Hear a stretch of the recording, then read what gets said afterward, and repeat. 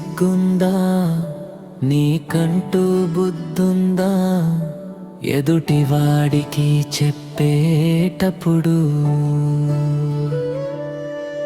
నీ బతుకేంటో తెలుసుకోరా. నీ ఇంట్లో బతికేంటో తెలుసుకొని మాట్లాడురా. నువ్వు చెబితే ఎవరికీ తెలియదు అనుకుంటున్నావురా. నీ బతుకేంటో నాకు తెలుసురా. కానీ ఎవరైనా ఒకటేనన నేను మాట్లాడను. ఒకరిని అనేది అప్పుడు, ఒకరి కోసం చెప్పేటప్పుడు. మీ కుటుంబంలో ఏముందో తెలుసుకుని అప్పుడు ఎదుటి వారి కోసం చెప్పు.